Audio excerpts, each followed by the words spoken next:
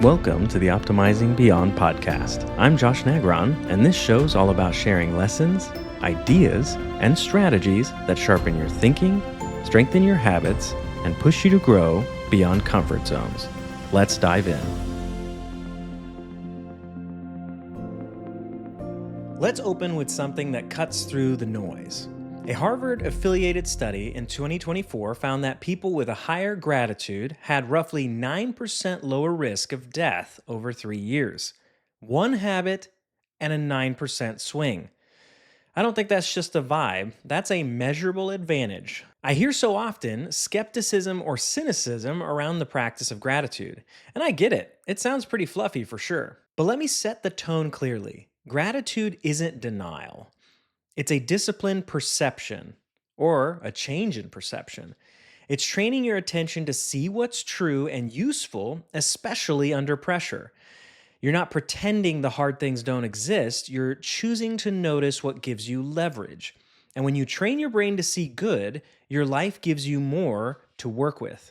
Today, I'm giving you a simple, memorable model: logic, faith, and practice, and then a 5-minute daily protocol that you can use today. Here's the promise of the episode. If you run with the reps I give you today, you'll feel a shift in perception within weeks, and then a shift in reactions within months. Not because you got lucky, but because you trained the circuits that determine what you'll notice and how you respond. Here's what we'll cover: how gratitude moves from forced reps to automatic perception change, a practiced framework you can use mid-emotion, the science in plain English for why this sticks, the 5-minute daily drill that rewires attention, and how this reshapes your team culture without cheesy posters. All right, let's do it. First, let's cover some misconceptions. Like I said before, I get a lot of resistance and dismissiveness around this habit because surely it couldn't just be this simple. I get it. I had the same thoughts myself years ago. The first one is gratitude ignores real problems, like it's fake sunshine and rainbows.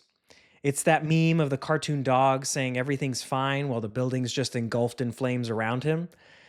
Instead, I think mature gratitude faces pain and reframes it instead of ignoring it. It refuses denial and despair by sometimes adjusting your perspective or even beliefs. You can be both grateful and demand accountability and change. These two don't have to be enemies. Others might say, I've tried a gratitude journal and it didn't work. Hey, I get it. I can't take away from that experience, but maybe it was too vague. Vague or mindless lists rarely move the needle. Specific narrative gratitude and received gratitude, what you receive from others, outperforms general core I'm thankful for lines. The practice must be concrete and consistent daily. I usually ask how long someone had practiced it, and usually the duration was not long enough to give the brain rewiring much time to progress. Remember, we're looking for at least 60 to 70 days in a lot of the habits we talk about. Now, with that out of the way, let's anchor this to my own process. So, context and credibility are important. I was skeptical of this positive vibes only approach, and if you've been with me a while, you know I don't do fluff. But at the time, I decided to trust high-level practitioners and mentors who were getting real outcomes, so I decided to test it myself. At first, I'll admit, the reps did feel forced. I started with 3 a day and eventually worked my way up to 10 gratitudes a day after several months. It wasn't poetic. It was basically a spreadsheet for my attention. But I will say, repetition does what repetition does. It made noticing good my default setting. I began assuming positive intent more quickly, lasting longer, and turning frustration into curiosity instead of control. There was a moment that sealed it for me when I thought back on this. I once led a car rally down the wrong road. Now, there were 7 of my rental car fleet and also other supercars with us. And the road eventually turned into a rough dirt road that was washed out in a valley. And we had no way of turning around. So the only way forward was through.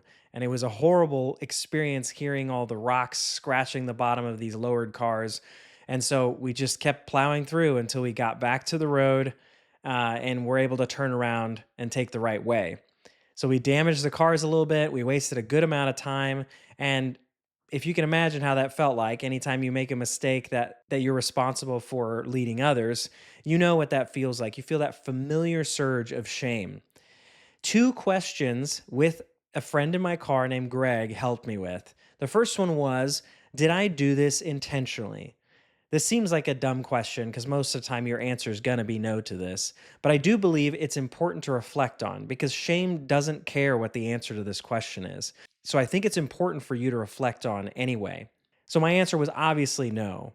The next one was, can I change it now?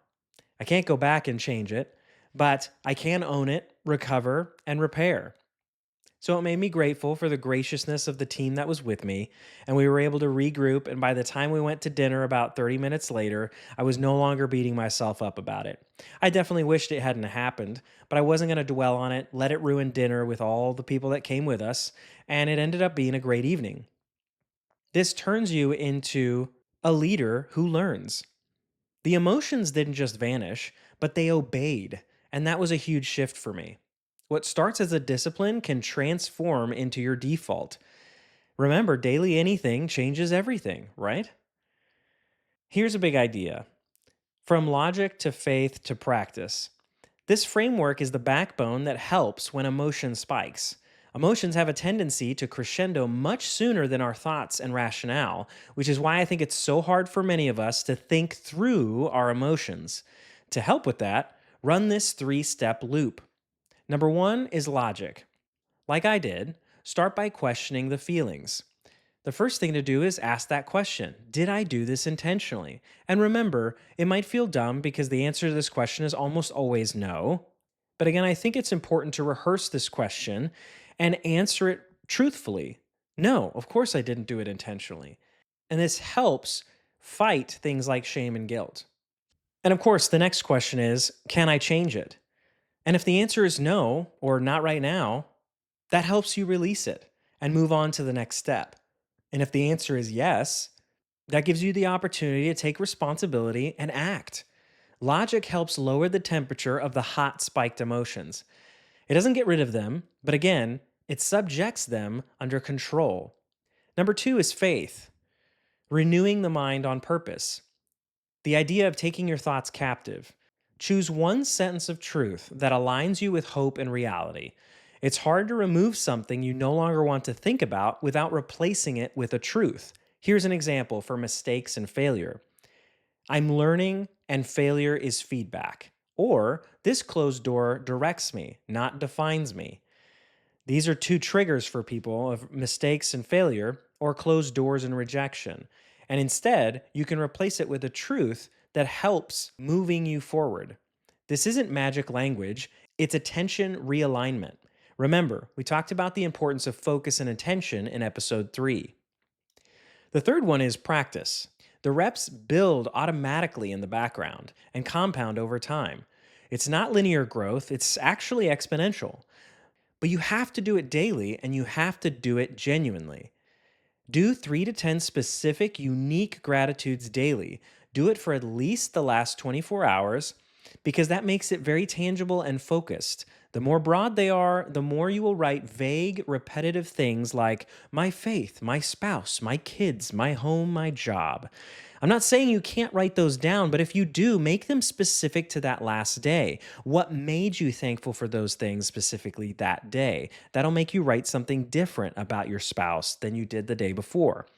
If you already do gratitudes daily, here are 3 pro tips to level up your game. The first one is, on hard days, run the gratitude 100. Break the negative loop by writing 100 things you're grateful for about that horrible day. It might take you a minute. Just go fast and go hard and see how you can reframe a tough day. The second one is, if you're having a hard conflict or even find yourself disliking or hating someone, I encourage you to write 10 things you're grateful for about them every day for a week. And here's the thing: you can't repeat a single one. And see if that changes how you view them. And finally, if you struggle to love, appreciate, and forgive yourself, you guessed it, write 10 things you're grateful for about yourself: mental, physical, emotional, Any of those attributes and more. Same thing, you cannot repeat. See if this helps your self loathing. And like James Clear talks about in Atomic Habits, anytime you start a brand new habit, it's helpful to anchor it to something you already have going, like, say, your morning coffee or your evening shutdown, maybe your quiet time or your lunch break. Your identity follows repetition. The next idea is about neuroplasticity and training your attention trains emotion. There's a lot of neuroscience concepts that struggle with plain English, but we'll work through a few. Did you know that moderate to severe trauma can affect the physical structure of the brain? It's been discovered that in cases like this, the hypothalamus can be physically reduced by 10 to 15%. This is the regulator of emotion, well being, and calm. So, if this brain damage exists, it can impair someone's ability to be calm, to regulate anxiety, fear, hopelessness, and more. The good news is this damage can be reversed through practices like, you guessed it, gratitude, breath work, meditation, and visualization. Another concept is that neurons that fire together wire together. Attention plus repetition sculpts new pathways, and what you rehearse, you remember, and eventually you become. So you have to have some patience and grace for yourself. If you've been doing or thinking things a certain way for your whole life, you spent decades reinforcing that pathway. So if you're gonna make lasting change, it's gonna take some time and some daily dedication. Across large samples of many countries, gratitude practices produce small but consistent boosts in well being. Small changes repeated daily become structural advantages. And finally, neuroimaging shows that gratitude training can shift brain sensitivity for months. That means the system that notices and values good stays warmer even after formal practice ends. None of that says you won't feel hard emotions or have hard days. It says that your first microappraisal gets more accurate and less reactive. That's one thing you're wanting to do: turn reactions into responses. You stop telling yourself the worst possible story by default. What you rehearse, you remember and eventually become. So let's train our attention and make our emotions follow. So here's a practical playbook with just 5 to 10 minutes and one page. Remember, as recovering perfectionists, there's no perfection required here. So here's our simple gratitude framework. As I said earlier, write down, I'd rather you not type, 3 to 10 gratitudes. Here are a few loose ground rules. Reflect over the last 24 hours. Don't repeat items specifically. I like to do them in the morning before picking up my phone. I find that I have the best clarity and start my day in gratitude and gratefulness, and I really like that. My wife, on the other hand, does it in the evening and reflects on her day before she goes to sleep. Another great way to do it, ending your day reframed in gratefulness. If you're wanting some specific, structured ideas of what you could do to be regularly grateful for, here's some additional ideas. Step one, name it. Breathe and write down a specific event from the last 24 hours and why it mattered to you.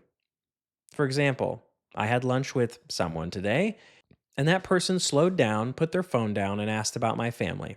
I felt very seen. Another option is converting failure into data. Is there a recent mistake or failure that you can reflect on? This is a great opportunity. Ask questions like, what did this teach me? Make it memorable and useful. Like for me, I need to triple check that route before we launch the rally. Another one is a rational pass. Did you have an interaction today that filled you with negative emotion? Explore how you could assume positive intent once with that situation.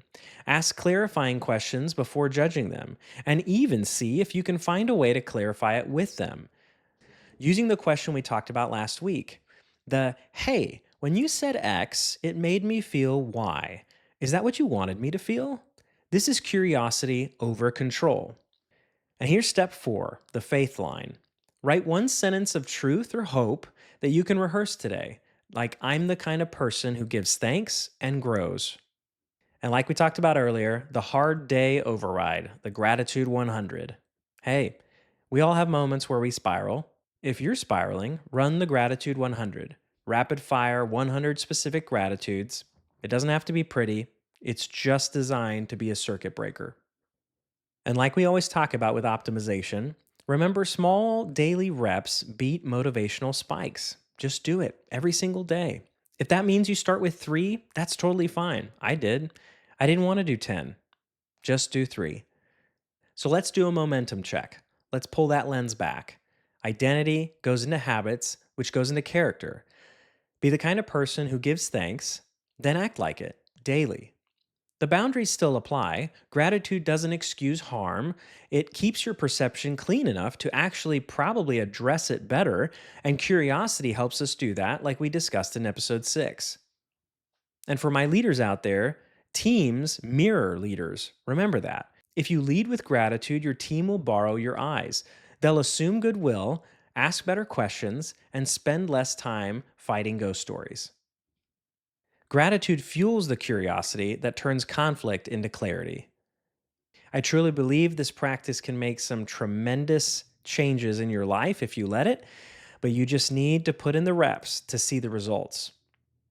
I'm excited about next week. We're going to talk about the art of letting go and releasing control to gain peace. Is there something you need to figure out how to let go? Join me next week as we work through it.